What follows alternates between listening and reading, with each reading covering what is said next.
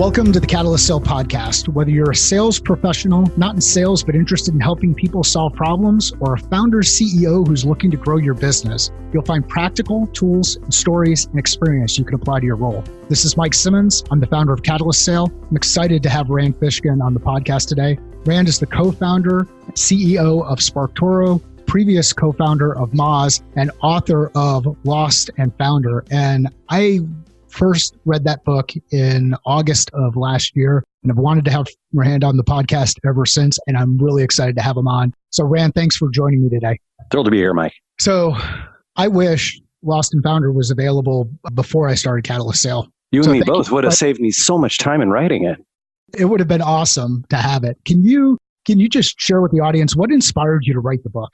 Yeah, actually, it was a lot of conversations like this, usually more private, but I think that, many founders and entrepreneurs, folks in the professional world know that a tremendous amount of knowledge sharing and I would say emotional shoulder burden bearing conversations happen over a coffee, over a beer, over a glass of wine, at a conference or event, often privately between two or three people. And those conversations were ones that I had been having for a decade plus, especially as Moz had sort of grown from 7 people with a little consulting practice to 200 people with $40 million in revenue.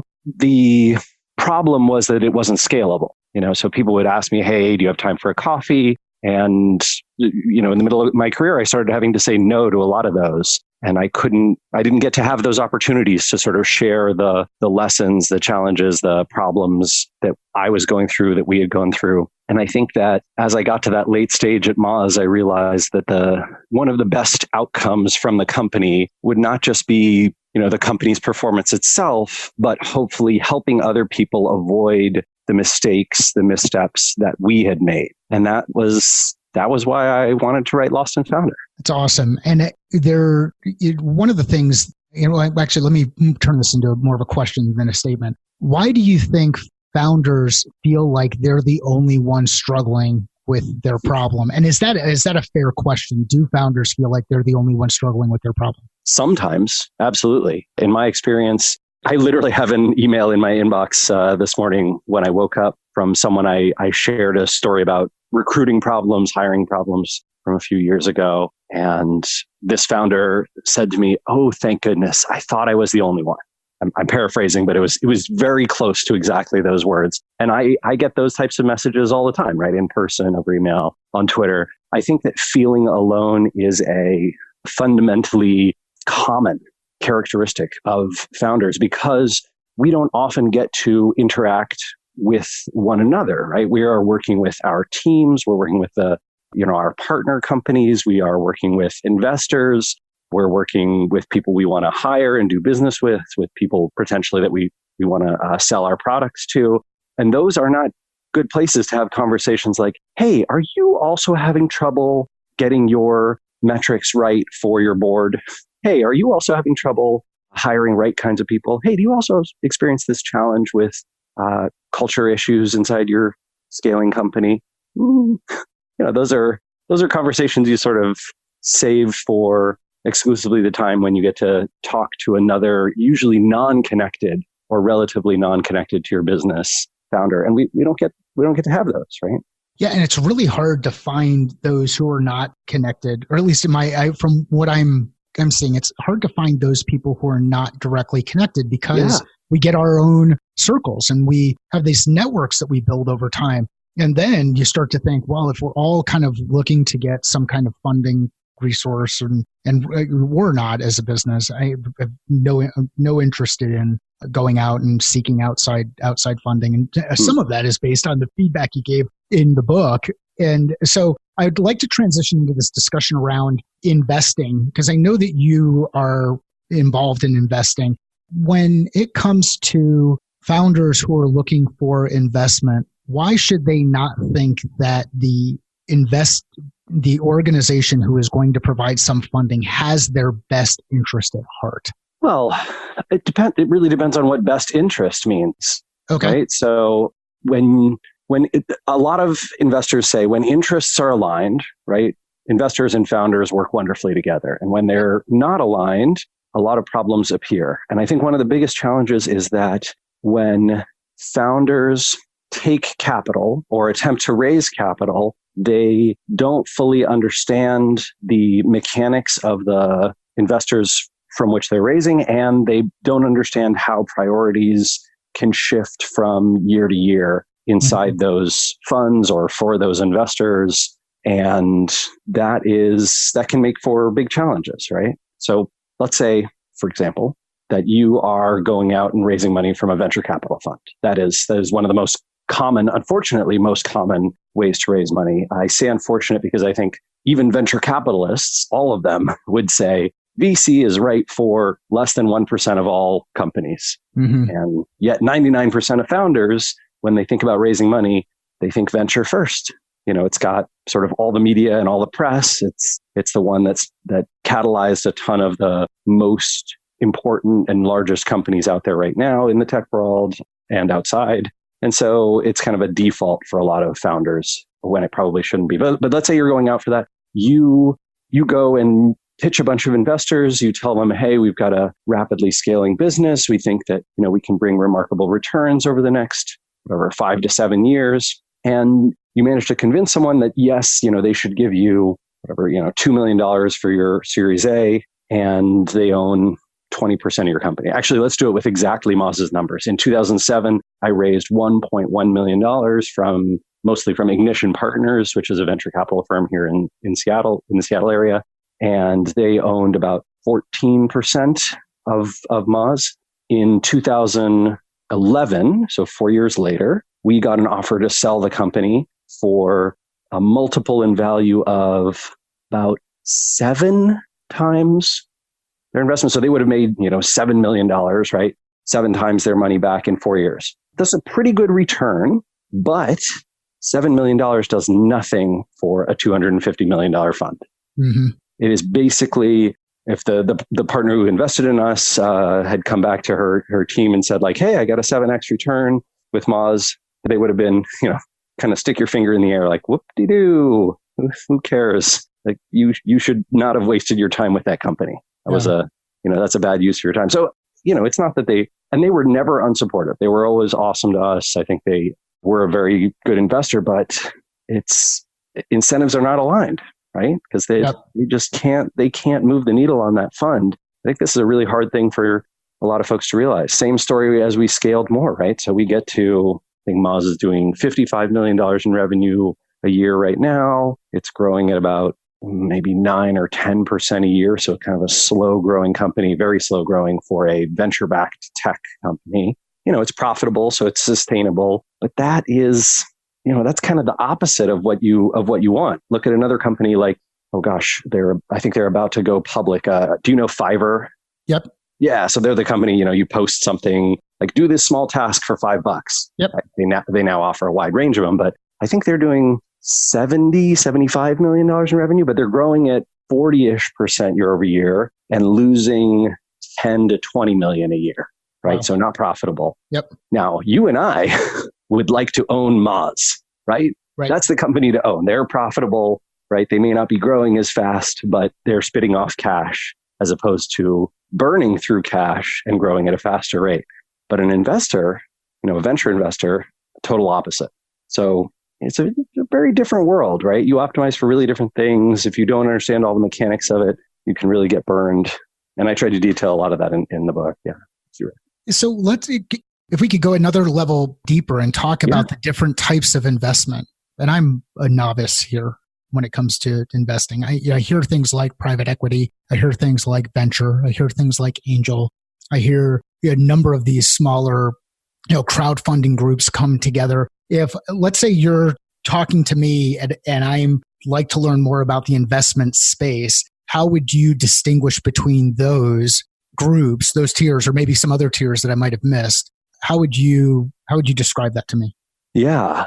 So there's a wide range. It would probably take me a full blog post to describe them all, but let's go through some of the major ones. So venture capital is essentially you have a set of partners with a fund. They've usually raised it from things like pension funds, right? So an employee pension fund or very, sometimes very wealthy individuals have a foundation or a family foundation that'll invest in those. Sometimes it is university endowments, right? So University of Washington, I think, has 1 or 2% of their endowment, maybe it's even more than that, in venture capital funds. And then those hopefully make a return, which goes back to the endowment, goes back to the university. I think Harvard, if I remember correctly, is one of the largest endowment funds in the world, and they have a ton of their money in venture too. So those folks put it into venture, and their goal is beat the market, right? So if I were to put this in an index fund to the public market, I would get 7-8%, year over year on average over a 10-year lifespan, 20-year lifespan. I want you, venture firm, to beat that number. And to do that with that quantity of money, the way that venture investors have sort of chosen to do that is not, hey, let's invest in a lot of folks and watch as, half of them sort of make it as businesses and half of them don't. They've said, let's invest in only the highest growth, riskiest companies. And 1% of those companies will make us an incredible return. And the other 99% will lose money, but it doesn't matter because the 1% will make so much. Sort of betting on an era of, I'm going to say, individually dominant companies and sectors / monopolies. And that's been a pretty good bet the last, 30 years, right? Yep. Even so, just, for posterity's sake, we should all know that I think it is only 20% of venture capital firms, maybe less, that ever beat the market. So most venture investments, not great, but some can be pretty amazing. Private equity tends to invest much later. So when a company is, $10 to $50 million in revenue plus, private equity will often buy a whole bunch of that company or the entire company, and then sort of optimize some of the operations and either take the profits or attempt to get it to a place where it can make a public offering. Growth equity is pretty similar to that. There's some overlap, right? So some venture funds have some growth equity, which means later stage. Then there's angel investors. They range wildly, right? There's some angel investors who put in $10,000, right? There's some who put in 100,000. There's some who put in $1 million. My wife and I are very tiny angel investors. I think we've invested less than $100,000 ever total in anything. And to be honest, couldn't really afford to do any more than that. The only reason that we're qualified investors is because technically our stock in Moz is worth, X amount. And then there's funds of all kinds that are alternative vehicles, right? So you could check out Tiny Seed Fund or Backstage Capital or Indie VC, which sounds like it would be a venture fund, but it's more indie than VC.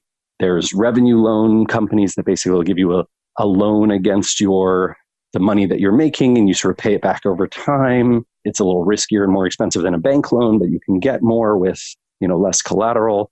And then there's crowdfunding, which is one of my personal favorites, right? Kickstarter, Indiegogo, roll your own crowdfunding. There's bank loans, right? SBA loans. So there's a lot of ways to fund a company. It is not just venture, but unfortunately, they kind of get all the press.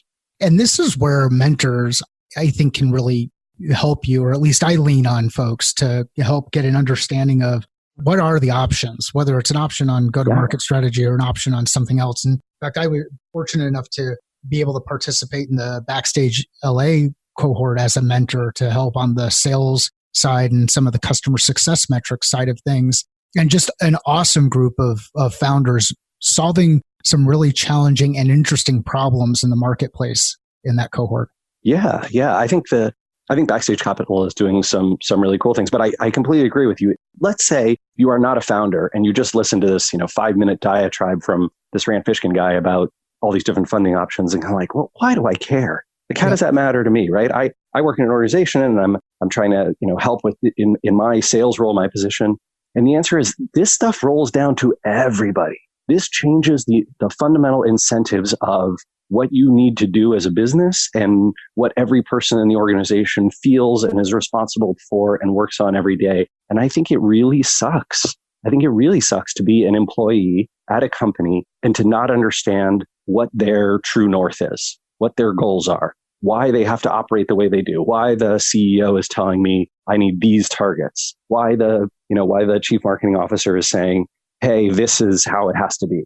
if you can get to the why behind why they're telling you the things they're telling you, why they're presenting the numbers the way they are, why they're talking about the growth goals or the sales goals the way they are, I think that makes you just a way more balanced person.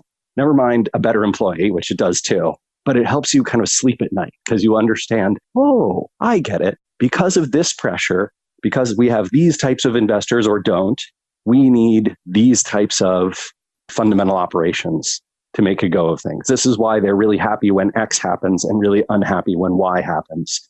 And I have seen so many times, even at Moz, where I tried to be really transparent with the team about exactly, what we were doing. I saw a lot of discontent that happened from, I don't understand why you, Rand CEO, are pushing for this. It really reinforces the importance of communication, transparency, alignment.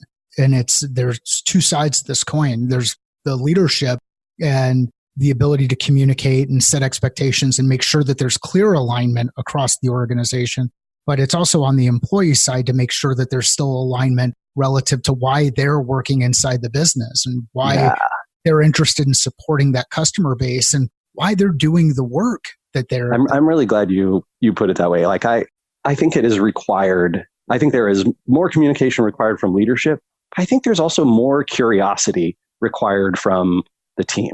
In most cases, I think that the responsibility cannot be solely with one of those parties. And I often got frustrated as CEO, I think, trying to over communicate and push things to the team and feeling like, gosh, nobody listens around here. Yeah. I think that was partially a hiring problem and an expectation setting problem. When let's say you make a bad decision on hiring, is there something that you can do to help inspire that curiosity, or do you have to at some point just decide to cut bait? I historically have been someone who wanted to work a very long time with team members, to make sure that I was doing everything I could, that the company was sort of bending over backwards to keep them, to make them happy, to solve their problems and help them upgrade their skills or whatever traits they had that needed upgrading. And I have changed my mind on this. I think from a lot of experience, especially outside of the Moz world and seeing how other managers and executives and teams and employees found happiness, right? Found happiness with a team that they built or found happiness on a team that they joined and worked on. And I don't think you should put in that much effort. I mean, I think you should put in a good 3 months of effort trying to, work with someone, help them understand what they need to change in order to be a great fit. And if those skills are upgrading and you're seeing that person, sort of culturally do well in the organization, awesome, great. Keep them around. You can, I think, through mentorship and teaching and communication, turn around a lot of those situations. But for the ones that you don't, just stop. Stop trying so hard. Sometimes the story you want to tell isn't the one they want to hear. That's okay. It's not your fault. It's not their fault. I think that is the fundamental kind of challenge that I always had when I was younger, of assuming that it was somebody's fault when these things didn't work out, usually my own. Yeah, somebody had said, and I forget where I heard this originally, but it's become a bit of a mantra for me when talking with organizations, but nobody cares for your business as much as you care for your business when you're the founder who's leading the charge. And then, Sure. And I think one of the traps that we fall into, and this is where that whole Sisyphus thing keeps coming back, where we're pushing the rock up the hill and then realize, we've got to push the rock up the hill over and over again. Some people think that this means that you've got to work 90 hours a week, and everybody should be working 90 hours a week to move toward the goal or the objective and take the hill. And we forget that where the real magic happens is in recovery. How do you balance that? And what are your thoughts around some of the cultural challenges that we're creating with this idea of it should be all work, or you should just be working?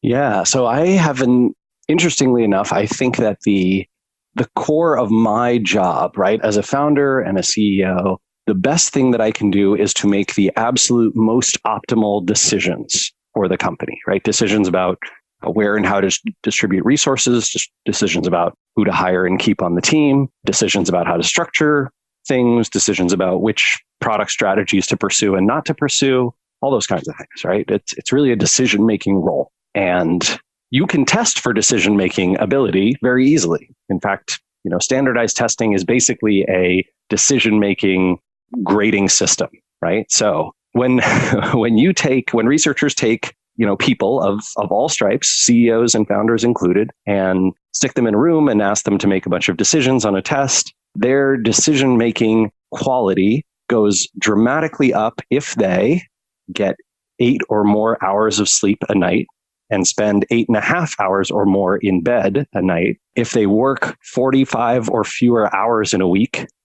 it goes dramatically up. If they get regular exercise, if they eat well, what do you know?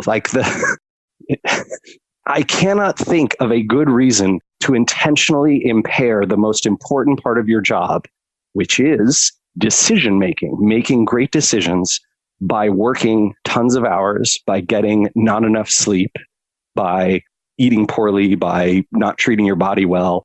Those are awful decisions. You are essentially putting yourself, that you're lowering your decision-making ability. And when you do that, you really do curse yourself and your company, because if you make bad decisions, everyone on the team is going to be working incredibly hard towards the wrong goals. That is far, far worse than people not working enough or not putting in the effort that you want them to put in, but working toward the right goals. So important. Fix yourself and fix your team, right? Give yourself and your team the best possible chance of winning, of doing well in the market by making great decisions. And that's true for not just you, that's true for everyone on the team. And so, I am someone, I was in bed at 12:30 last night. I got out of bed at 9:15 a.m. this morning. I feel good. I feel real good. Yeah. That's intentional, right? I build my days, structure my days so that I know I'm going to be able to get the sleep that my Fitbit says I should get.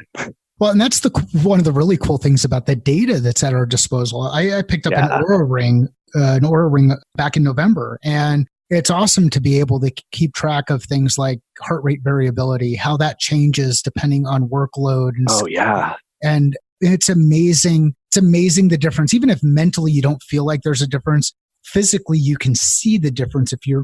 Physically I can see the difference in the way that my resting heart rate is impacted. If I'm overworking, I'm not getting enough sleep, I'm not pulling away to recharge. And for anybody who's worked out for a period of time, you realize the real magic happens when you're resting. It's not your body, your muscles aren't growing while you're working. It's during the rest that the recovery happens, that the impact happens. Yeah.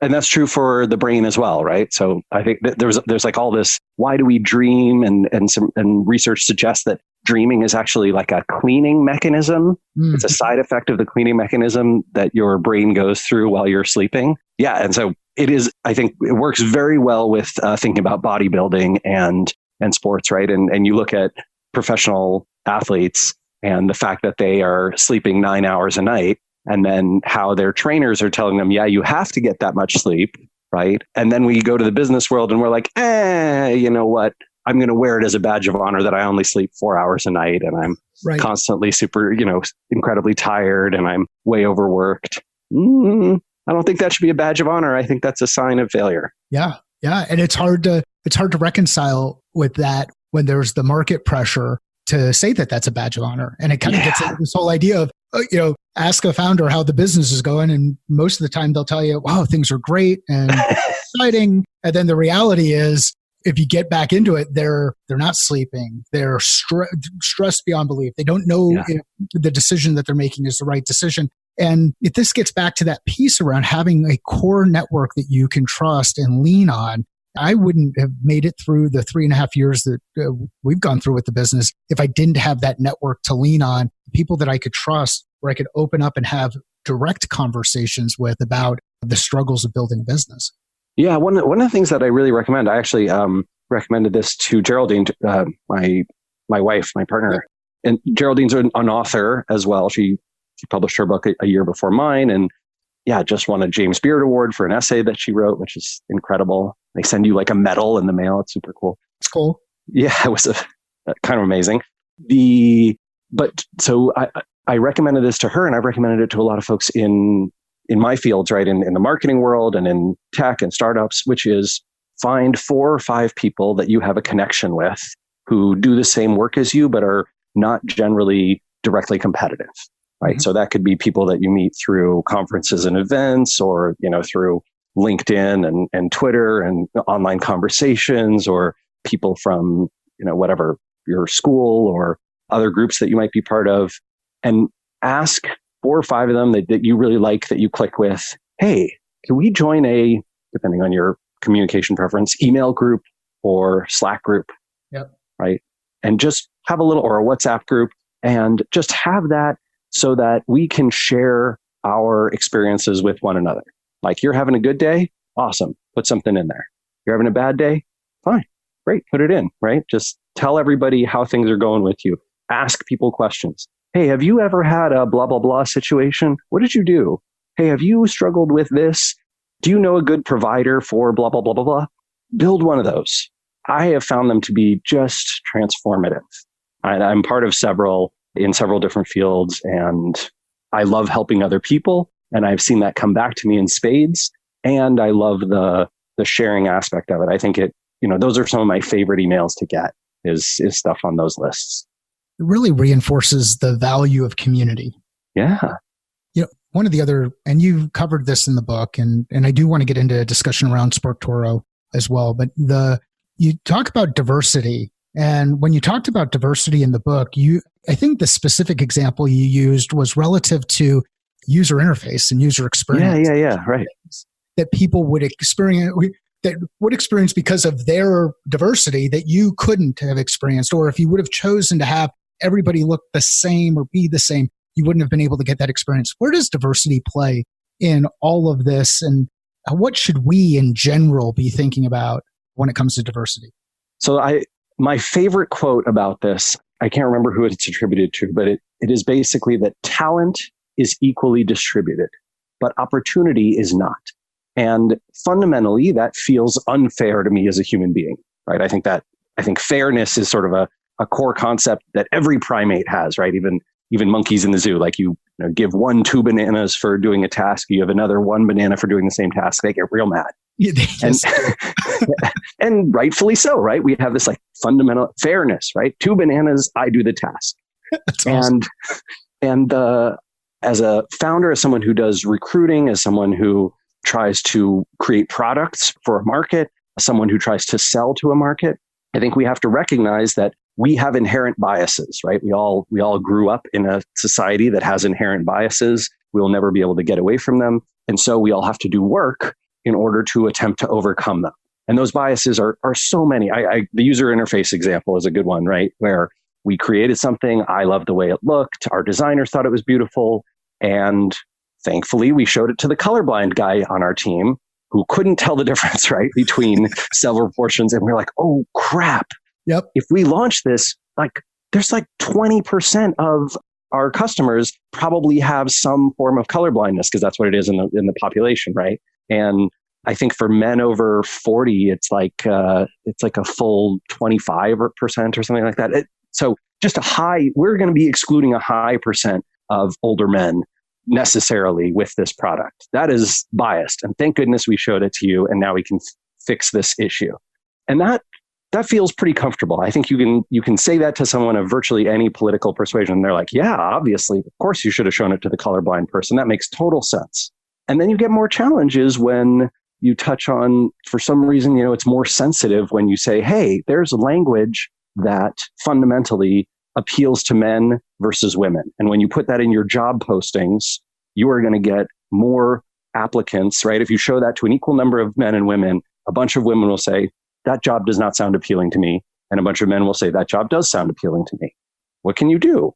You can change the language in your job posting to be more gender inclusive and neutral, and you can get more candidates from both genders. And now you start to overcome a little bit of that talent being equally distributed, but opportunity isn't, right? And you can truly find the best candidate as opposed to just the one that your job posting was biased to attract. Well, all right. There's just a ton of opportunity in doing some extra work in order to get a better outcome. And I think that many, many companies and organizations are finding this, and they're attempting to overcome that problem, and they're doing better than their competitors who sort of stick their head in the sand about it. Why do we tend to talk more about the work that we do rather than actually do the work? Interesting. Is that something we do? I'm not sure. It seems like when I'm looking at some of the social media stuff, people are all talking about all of these things, but I don't know how many of them are actually doing them. So maybe I'm biased. Interesting. Yeah. Well, so certainly, yeah, I think certainly if you go and look at what is in your social media feed, it is going to always be the people who are talking about it and the people who are doing it, or the people who are talking about it and doing it. You won't catch them while they're doing it and you can't see it.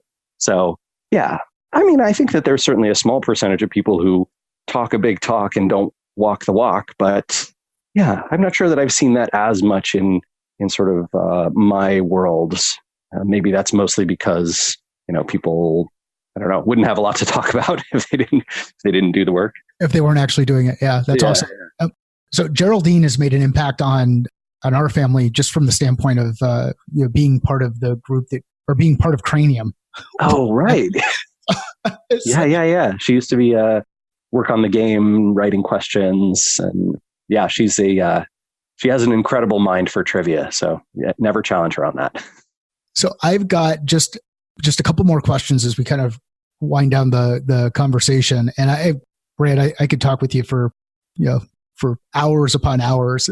One of the ones that comes to mind is you had talked about the difference between an MVP and a minimum viable product and an exceptional viable product. And I'd like you just to talk about how both of those concepts might apply to entrepreneurship. So now we're an entrepreneur inside an organization working to build out something. How do both of those concepts apply in that kind of space? Yeah. So for those who aren't familiar, and the MVP was sort of a model that was popularized by Eric Ries's book, The Lean Startup, which was incredibly popular in organizations of all kinds, but especially so in the startup world. And I think has almost become, near religious doctrine inside that world. It's this idea of a minimally viable product that is built as quickly as possible in order to prove out a concept, right? Prove that there is a market for this product, prove that this is something that can help people solve a real problem. And I really love the idea of it. I love this idea of interviewing customers and potential customers, building a small but crappy solution that didn't take you very long, showing that to people, having them use it. If it truly starts to solve some problems, iterating on it until it gets better and better and better, and then, scaling it over time.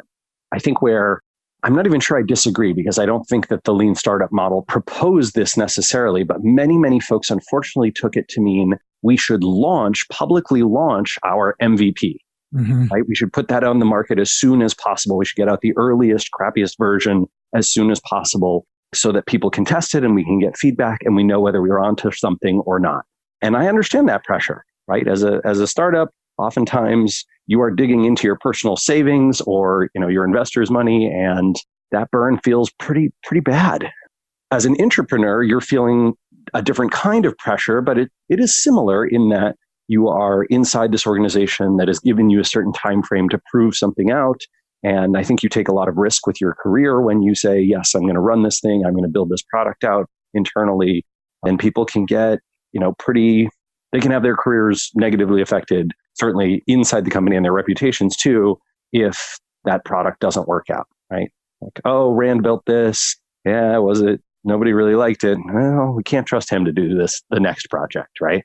And you don't get a lot of shots at that before it gets taken away. The problem with an MVP is that it is, in my experience, if you launch something that is sort of small and crappy and a lot of people use it, you quickly build a reputation for having a small and crappy thing, right? Now, maybe it solves a problem. Maybe it shows that you're onto something, and maybe you're iterating and making it better and better and better. But let's say you launch something, today, 2 years from now, it is very probable, and I've seen this many times, where people who tried it the day it came out, and a lot of people try things when they first come out, have what I'd call like a brand reputation hangover. Mm. They remember that early crappy product, and that is what's associated with you in their mind. And you have to work incredibly hard to overcome that, to be like, no, look, it's so much better now. We really upgraded. Oh, yeah, it is a lot better. Right. And then they don't get enough sleep that night. And the next day, they don't really remember that the product had gotten better. And when someone, a third party asks them about it 2 months later at a conference, they're like, yeah, I tried that when it first came out. It's kind of crappy. So, Yep. And that brand reputation hangover, I think, happens whether you're an intrapreneur or an entrepreneur. It's, same issue. And so my advice is, if you know you're going to launch to a large-ish audience, right? You're not just internally, privately, behind the scenes beta testing with people who know that they're looking at a private early product that is not publicly available. Don't launch that until people are truly impressed. Don't put it out there and create that brand reputation hangover for yourself. That has burned me a lot. Yeah. And I mean, you can test with a small group, but it doesn't mean that it has to be public, right? Right. I don't think there's any, I think the MVP model works brilliantly.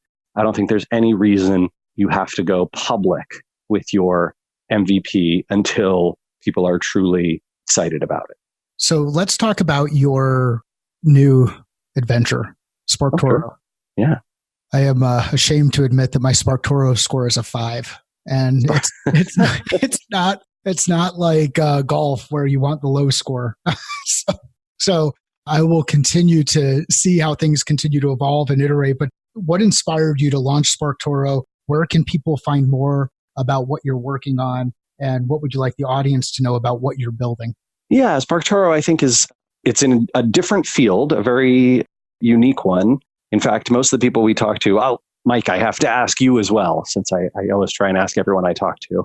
Yep. Which is, when you're forming a sales plan, a marketing plan, people often will build a construct of who they think their ideal target customer is. Yep. Right? Like, these are the attributes of that customer, and here's where and how we can reach them.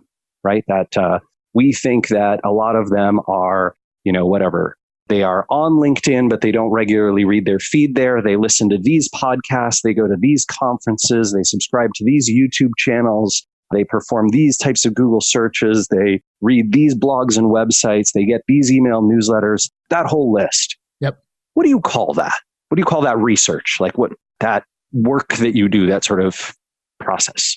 So it depends on who I'm talking to, but I have always looked at that as my territory plan.